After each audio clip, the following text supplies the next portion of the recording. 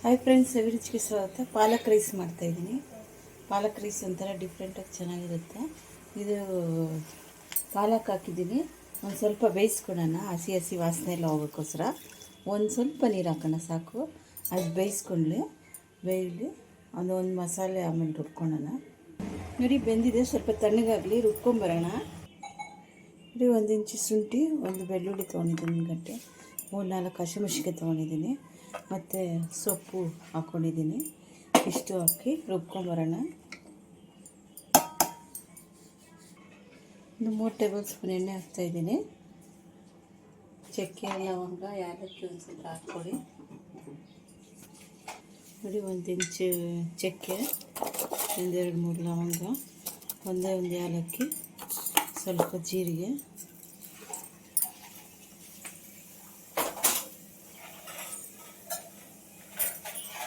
ಒಂದು ಈರುಳ್ಳಿ,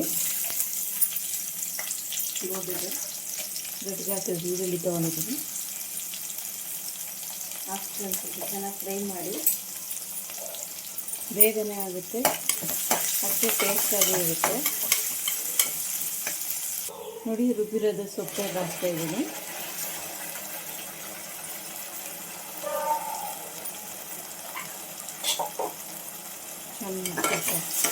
ಫ್ರೈ ಮಾಡ್ಕೊಳ್ಳಿ. ಅರಿಶಿನ ಒಂದು 1/4 ಟೀ ಸ್ಪೂನು, ಆಮೇಲೆ ಜೀರಿಗೆ ಪುಡಿ ಒಂದು 1/2 ಟೀ ಸ್ಪೂನು.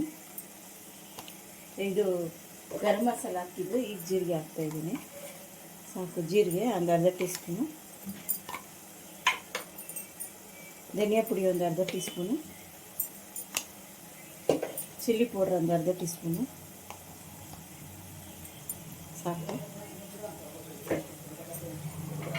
ಹಾಕಿ ಸ್ವಲ್ಪ ಎಣ್ಣೆ ಬಿಡೋವರೆಗೂ ಫ್ರೈ ಮಾಡ್ಕೊಳ್ಳಿ.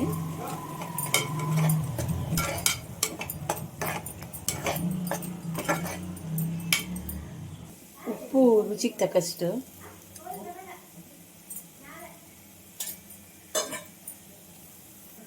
ನೋಡಿ, 1 ಗ್ಲಾಸ್ ನೀರಿಗೆ 2 ಗ್ಲಾಸ್ ಅಕ್ಕಿಗೆ 4 ಗ್ಲಾಸ್ ನೀರು ಹಾಕ್ತಾಯಿದ್ದೆ. ಹಾಕೋಣ, ಆಗಲೇ ಚೆನ್ನಾಗಿರೋದು. 1-2 ವಿಸಿಲು. ನೋಡಿ, ಸ್ಟೀಮ್ ಹೋಗಿದೆ. ನೋಡಿ, ಪಾಲಕ್ ರೈಸ್ ರೆಡಿ ಆಗಿದೆ. ತುಂಬ ರುಚಿಯಾಗಿರುತ್ತೆ.